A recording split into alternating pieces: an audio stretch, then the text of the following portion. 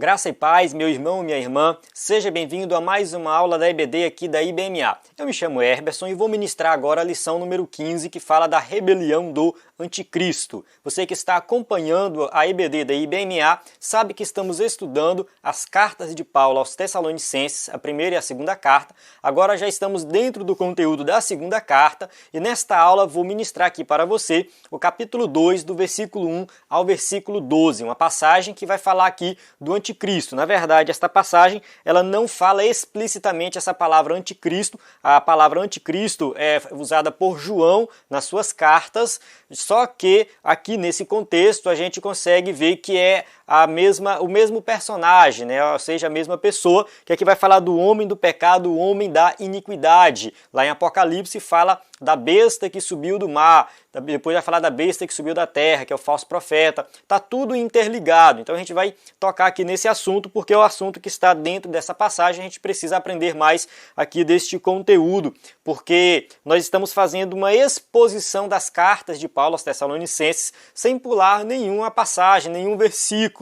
E aí chegamos nesse assunto aqui, que para muitos pode ser um assunto assim, um pouco sem aplicação prática. O anticristo não se manifestou, vai se manifestar. Aí, dependendo da sua visão escatológica, você pode entender que quando ele se manifestar, a igreja já foi arrebatada. Então, a igreja, no caso, né, tem uma visão escatológica que vai afirmar que a igreja vai ser arrebatada antes da grande tribulação e o anticristo se manifesta depois. Não é o caso aqui, a gente não vai entrar em detalhes sobre essas questões das visões escatológicas, mas a gente vai deixar bem claro que Jesus vai voltar, isso é um fato. Então Paulo, quando ele escreve aqui na primeira carta aos Tessalonicenses, ele fala da vinda de Jesus. Cada capítulo da primeira carta tem uma referência à vinda de Jesus. No capítulo 4, Paulo dá uma detalhada um pouco mais, detalha um pouco mais sobre a segunda vinda de Jesus. Então é uma promessa que a igreja está confiante, acredita.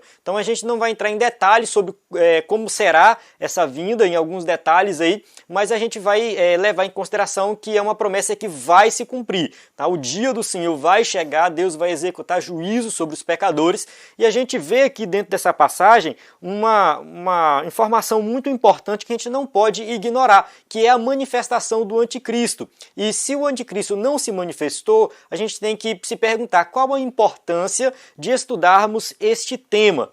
Porque o texto vai dizer aqui que a sua ação já está nesse mundo. Tá? Aqui, de certa forma, o espírito do anticristo, João que vai usar essa palavra também, né? O espírito do anticristo já atua no mundo. Então a gente precisa identificar, saber quais são os comportamentos, as atitudes que estão relacionadas a essa ação maligna do anticristo que já reina neste mundo. Então, nós como cristãos temos que nos atentar a esses detalhes. Sem falar de que nós estamos aqui dentro de um contexto escatológico, e sempre que Jesus falava de escatologia, ele falava que ele vai voltar a qualquer momento, e nós temos que estar atentos aos sinais da sua vinda. E essa questão do anticristo, da manifestação do anticristo, tem os sinais aqui que os cristãos têm que estar atentos. Todos nós temos que estar atentos a esses sinais, porque Jesus está voltando. Bem, você que está acompanhando aí as aulas sabe que, principalmente a aula que eu ministro, tem sempre um slide. Só que essa semana aconteceu alguns problemas.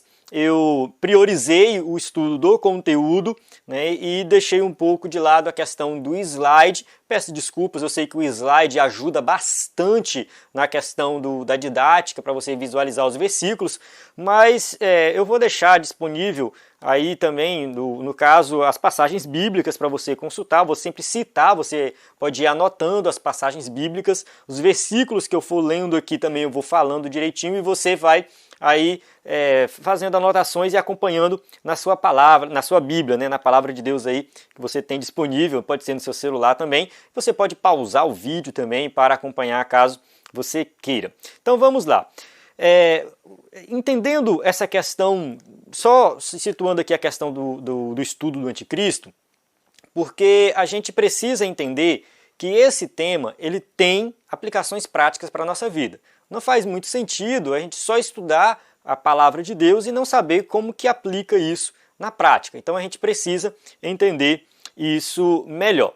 E aqui, né, nessa passagem, antes de nós entrarmos nela de forma bem detalhada, a gente precisa entender o seguinte, que Paulo ele fala da vinda de Jesus, da segunda vinda de Jesus, na primeira carta, certo? Então isso aí a gente está ciente.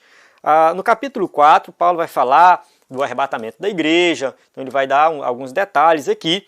E quando os crentes de Tessalônica recebem essa carta, parece que fica algumas dúvidas ali e surge entre eles alguns comentários de que talvez Jesus já voltou. Ele fala assim, ó, irmãos, no que diz respeito à vinda de nosso Senhor Jesus Cristo e à nossa reunião com Ele, nós vos exortamos a que não vos demovais da vossa mente com facilidade, nem vos perturbeis, quer por espírito, quer por palavra, quer por epístola, como se procedesse de nós, supondo que tenha chegado o dia do Senhor.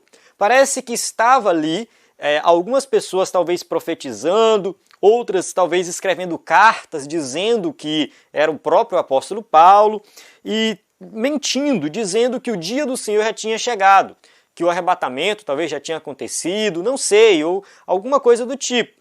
E aí, isso estava trazendo assim no meio da igreja algumas dúvidas e surgiu, de alguma forma surgiu essa conversa lá.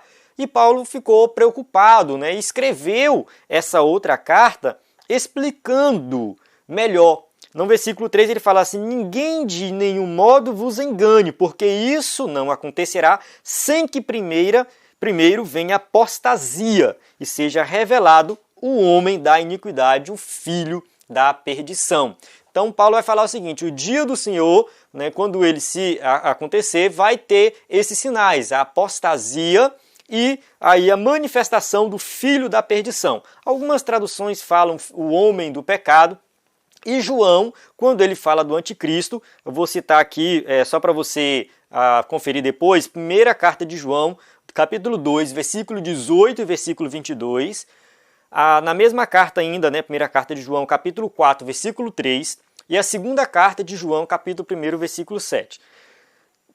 João se refere a esse, no caso, o homem do pecado, como anticristo. Então é João que chama ele de anticristo. Você vai conferir esses versículos, você vai ver lá que é chamado de anticristo. Em Apocalipse, capítulo 13, versículo 1, tem uma descrição que casa muito bem com a descrição de Paulo e com a descrição de João, que é, no caso, a besta que saiu do mar. Então, a besta que saiu do mar, de acordo com a descrição de Apocalipse, é também o homem do pecado que está aqui, né, ou o homem da iniquidade, o filho da perdição, que está aqui em 2 Tessalonicenses 2, 3, tá? E na verdade do 1 ao 12, todo esse contexto aqui. Então é a mesma pessoa, tá? O anticristo, a gente tem que entender o seguinte, que João fala de anticristos, no caso, algumas pessoas que se levantaram na história, pessoas reais, que agiram de forma assim muito pecaminosa, ignorando Deus por completo, se exaltando, querendo até colocar-se no lugar de Deus e causando várias tragédias, matando pessoas.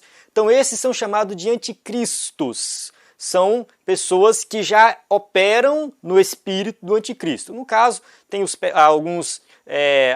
Isso aí é muito variado, assim, de acordo com cada escritor, com cada intérprete, mas citam os imperadores romanos, muitos deles atuaram como no espírito do anticristo, alguns citam Hitler também, que atuou no espírito do anticristo, e muitos outros imperadores e pessoas malvadas que surgiram na história, segundo alguns teólogos, João fala de anticristos nesse aspecto, né, desses que vêm aí praticando todo tipo de maldade, né, de forma muito assim estrondosa, pode-se dizer. Mas vai ter um específico no fim dos tempos. Esse vai operar de forma muito assim pior, porque ele vai estar agindo de acordo com Satanás, sendo usado por Satanás. Então esse anticristo é que eu vou falar aqui, é o anticristo que vai se manifestar lá no fim dos tempos. E como que será, né? Como que vai ser esse anticristo? Aqui diz o seguinte, que primeiro tem a questão da apostasia, né? Naquele dia virá a apostasia. Na outra tradução aqui, né? Primeiro vai vir a apostasia. Então a apostasia vai estar relacionada justamente à ação do anticristo. A palavra apostasia, de acordo com o dicionário Wycliffe, significa abandono ou deserção da fé. Ela aparece no Novo Testamento somente em 2 passagens, no caso Atos 21, 21 e aqui em 2 Tessalonicenses 2, 3. Tá? No meio evangélico a gente tem aí basicamente 2 visões com relação à apostasia. Uma visão diz que um crente verdadeiro pode apostatar-se da fé, ou seja, abandonar a fé, se desviar. A outra visão vai dizer que o crente verdadeiro não tem como ele se apostatar da fé. O verdadeiro salvo ele vai perseverar até o fim, ele pode até desviar, ter alguns problemas, mas ele sempre retorna e ele vai até o fim. E aqueles que se desviam são aqueles que, no caso, eles nunca foram crentes de verdade, eles nunca aceitaram Cristo de verdade. Então esses são crentes nominais, eles apostatarão da fé, porque eles não irão conseguir se manter nessa vida, dessa vida dupla, dizendo que é crente, mas ao mesmo tempo vivendo no pecado. Então esses vão recusar Cristo em algum momento. Então esses são os apóstatas. De certa forma, o que eu quero deixar bem claro aqui, que o espírito do anticristo, ele opera nessa questão da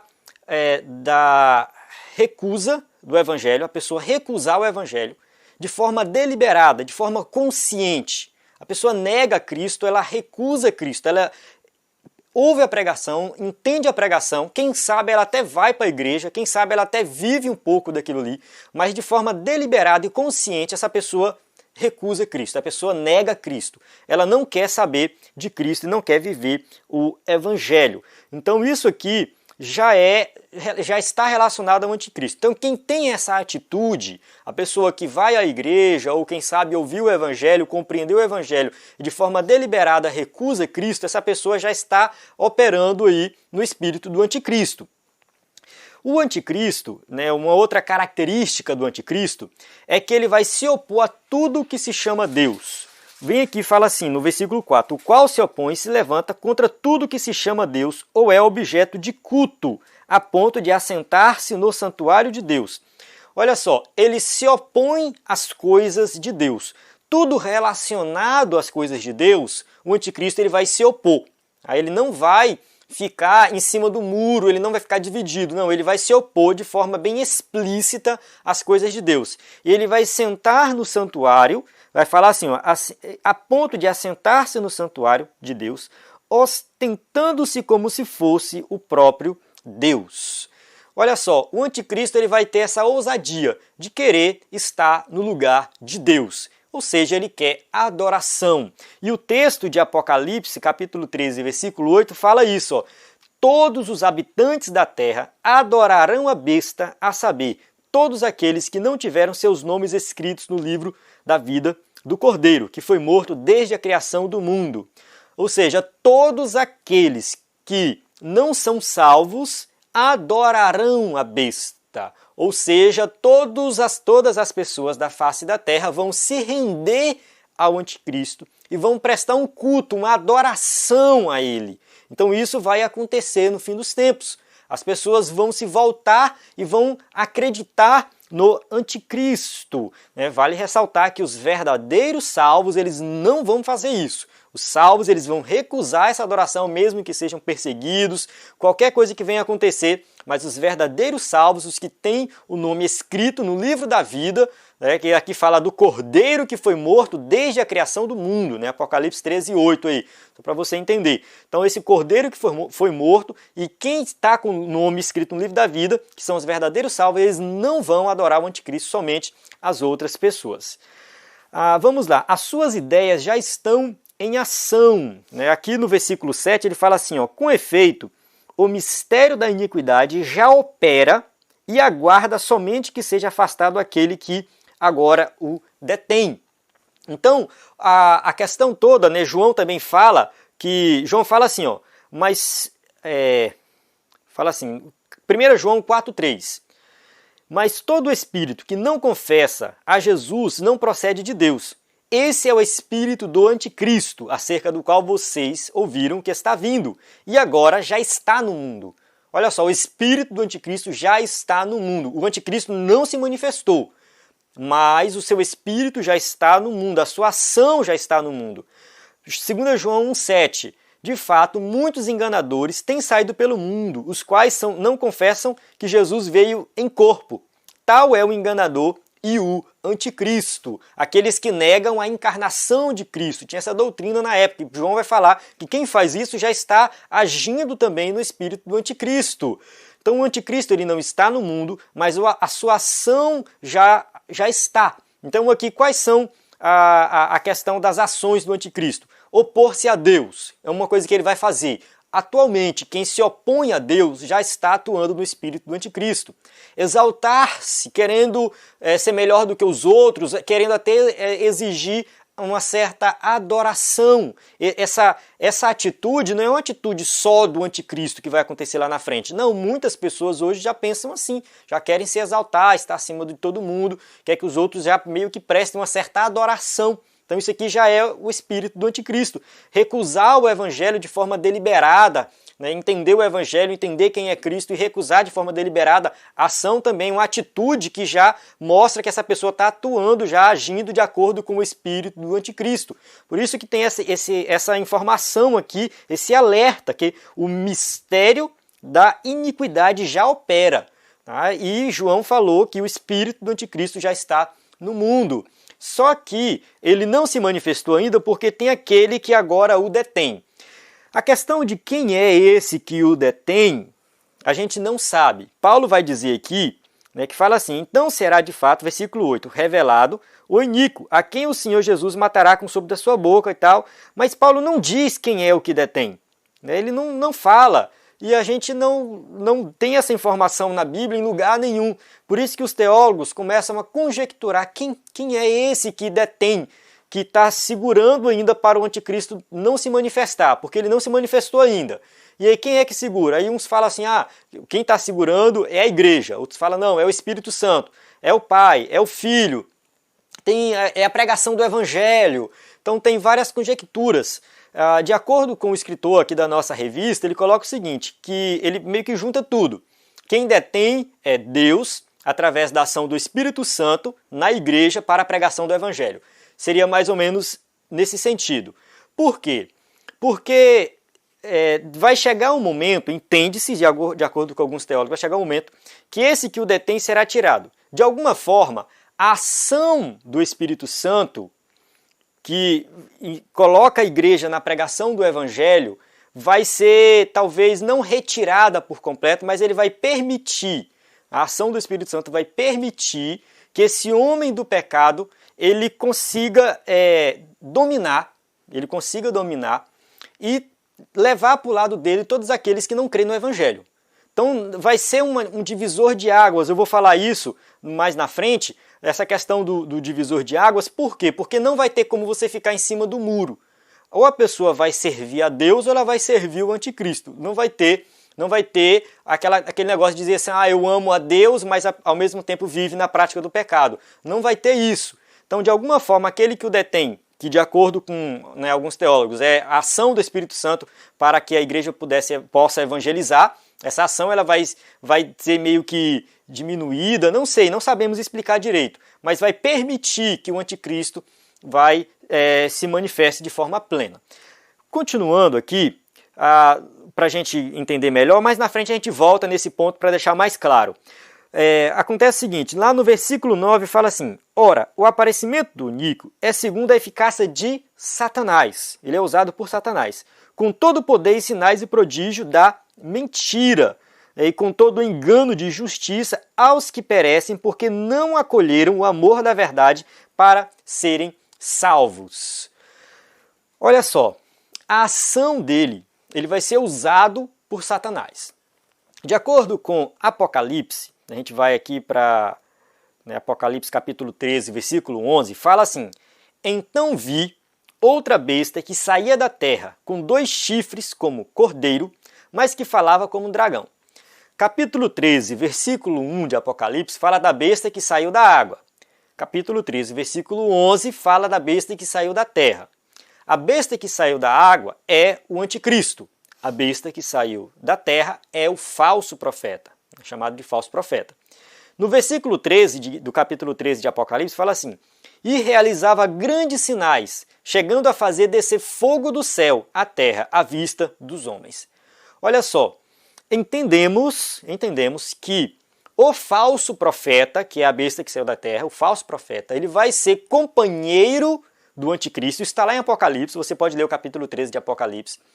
E através dele, dos milagres que o falso profeta vai realizar, pelo poder de Satanás que vai estar na vida dele, alguns até questionam essa questão do poder de Satanás, mas até mesmo porque Jesus falou, todo o poder me dado nos céus e na terra, mas de alguma forma Satanás vai agir e vai fazer realizar milagres e cair até fogo do céu, vai descer fogo do céu através da atitude dele, ou seja, ele vai fazer cair o fogo do céu. Então esse falso profeta, junto com o anticristo, realizando milagres, vai enganar muitas pessoas. E aí entra uma questão que a gente pode aqui refletir um pouco sobre a questão dos milagres no nosso contexto, no contexto brasileiro. O povo brasileiro, de acordo com alguns estudiosos, teólogos, é um povo muito fácil de se envolver com o misticismo, com aquilo que é sobrenatural. Então o povo acredita muito nisso. A gente observa até no meio evangélico, algumas denominações começam a colocar, não sei o que, uma pulseira ungida, uma pedra ungida, não sei o que ungido, e as pessoas vão lá, vão tocar, começam a acreditar de fato que aquele objeto tem uma unção, tem algo ali místico, tem algo poderoso. Então isso faz parte da cultura brasileira. O povo brasileiro tem essa certa sensibilidade com algo sobrenatural. E muitas vezes no meio evangélico surge por aí pessoas realizando milagres, coisas sobrenaturais, e acaba arrastando multidões, pessoas seguindo aquela nova, vou colocar aqui seita, vou chamar até de seita, porque não prega o verdadeiro evangelho.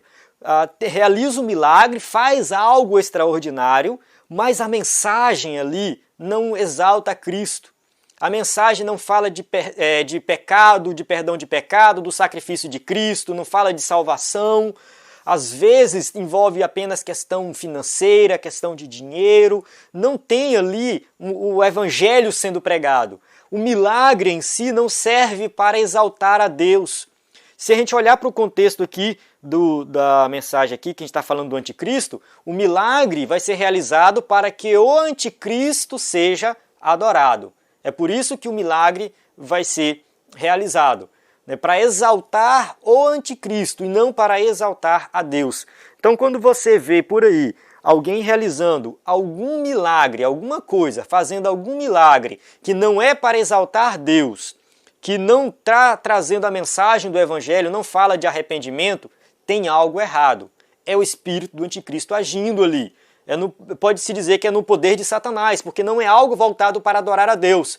Mas alguém pode questionar, e Jesus, no realizar milagres, os discípulos, o milagre não dava uma certa autenticidade para a mensagem deles?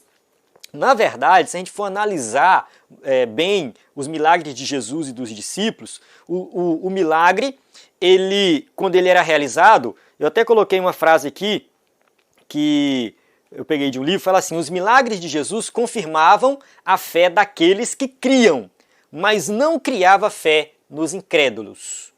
Isso a gente pode observar naquela passagem de Marcos 2, de 1 a 12, onde o paralítico desce lá do telhado e Jesus cura. Os escribas murmuravam no seu coração, questionando o poder de Jesus de realizar milagre e perdoar pecados. Eles questionavam, ou seja, Jesus realiza o milagre, Jesus perdoa pecados e eles não se convertem. Na verdade, eles ficam com o coração endurecido.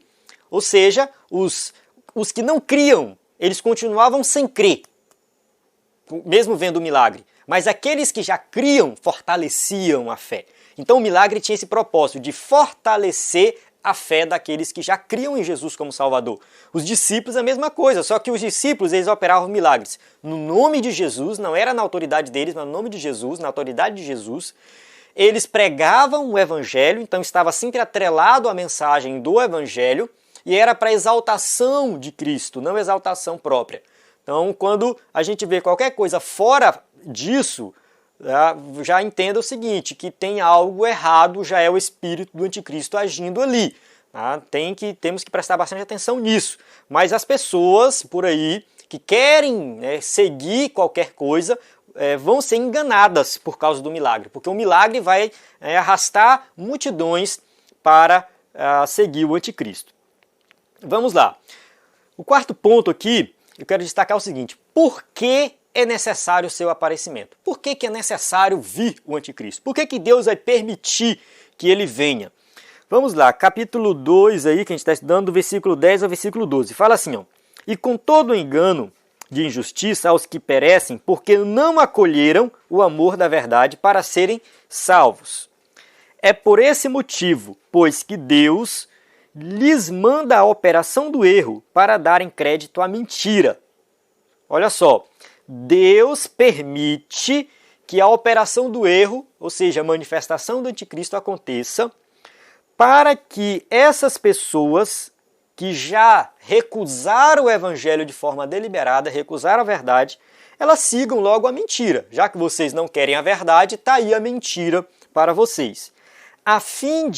Versículo 12, a fim de serem julgados todos quantos não deram crédito à verdade. Antes, pelo contrário, deleitaram-se com a injustiça. O que acontece? Deus permite que o anticristo se manifeste para que a humanidade pecadora, que já está corrompida, possa entender que de fato ela já está perdida mesmo. Ou seja, é só para mostrar, só é para revelar o quanto as pessoas estão corrompidas. É assim, não entenda que essa passagem é que Deus está incentivando o pecado, Deus está fazendo com que as pessoas pequem. Na verdade, o texto diz que elas já rejeitaram a verdade, elas já recusaram a verdade.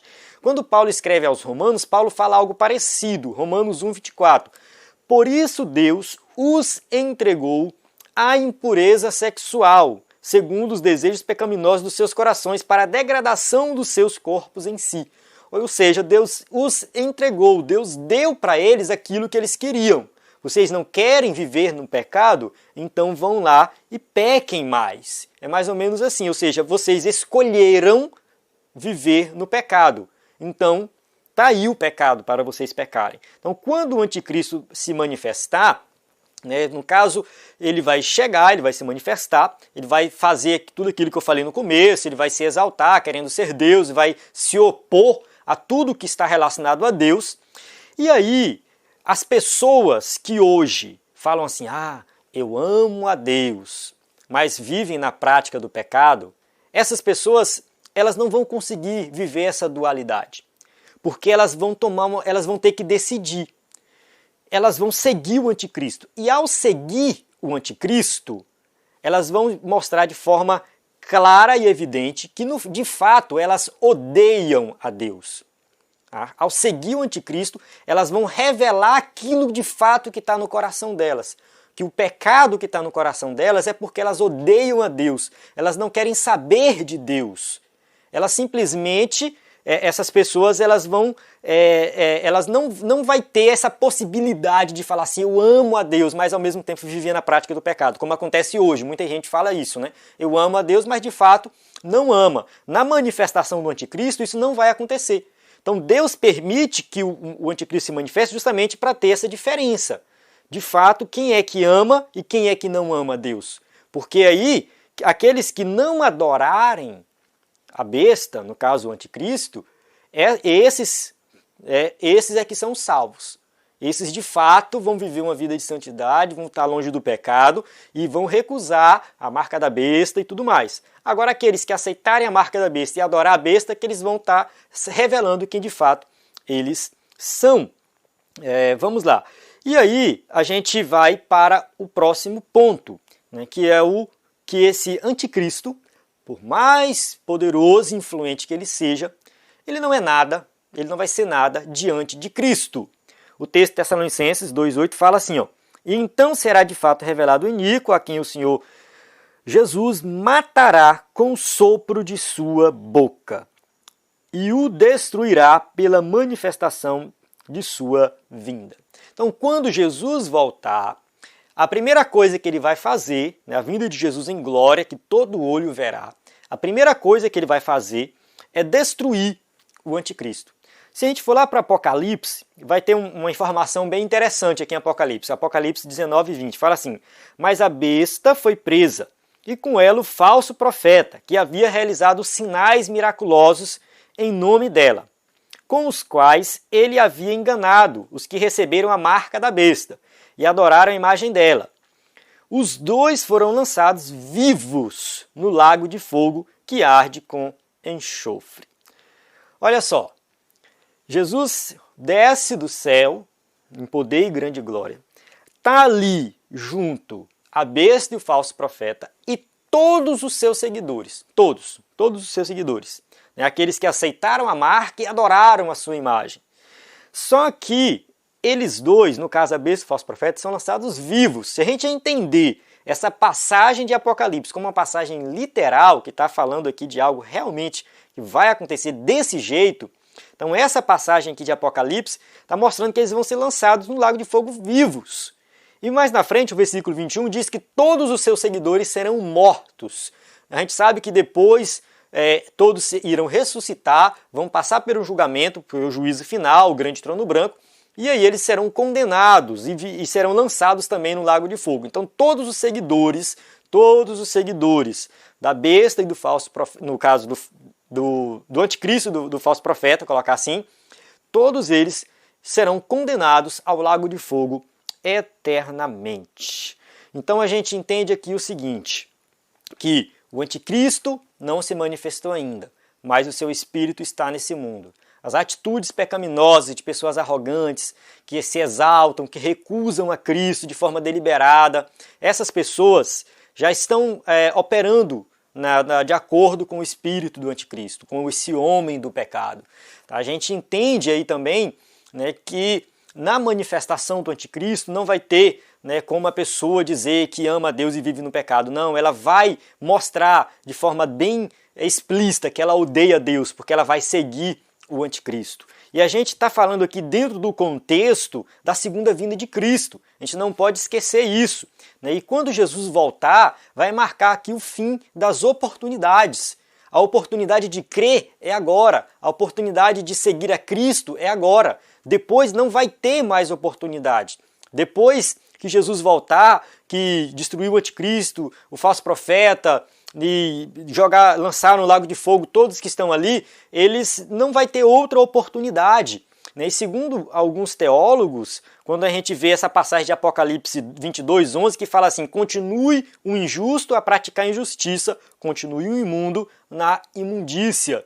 Alguns teólogos até entendem que mesmo lá no lago de fogo, no pecado, os ímpios continuarão pecando, não sei como, mas eles continuarão praticando injustiça e continuarão praticando imundícia. E aí dessa forma eles vão perpetuar ali o sofrimento deles no lago de fogo. Então eles vão passar a eternidade, não vai ter mais oportunidade para crer no Evangelho. E a gente entende também que isso aqui é o juízo de Deus sobre os pecadores, principalmente sobre essa questão desse grande pecador, que é o anticristo, o homem do pecado, o juízo de Deus sendo executado sobre ele, mas sobre todos os seus seguidores, sobre toda a humanidade que não quis crer no Evangelho. Todos aqueles que recusaram o Evangelho irão ser lançados no lago de fogo, que é o juízo de Deus sobre o pecado. Mas aqueles que creem, aqueles que depositam a fé em Cristo Jesus, esses é diferente. Por quê? Porque o juízo de Deus foi lançado sobre Cristo. Ele pagou o preço. Jesus pagou o preço dos nossos pecados. O juízo foi executado nele. Então, quando nós cremos em Jesus como Salvador, aí nós somos considerados justos diante de Deus e por esse motivo nós não seremos condenados juntamente com aqueles que serão lançados no lago de fogo. Não seremos condenados, porque Cristo já pagou o preço. A condenação foi lançada sobre ele já pagou o preço. Então, pela fé em Cristo Jesus, nós somos salvos. Somos salvos. E quem permanecer em Cristo até o fim, esse é que será salvo. Amém?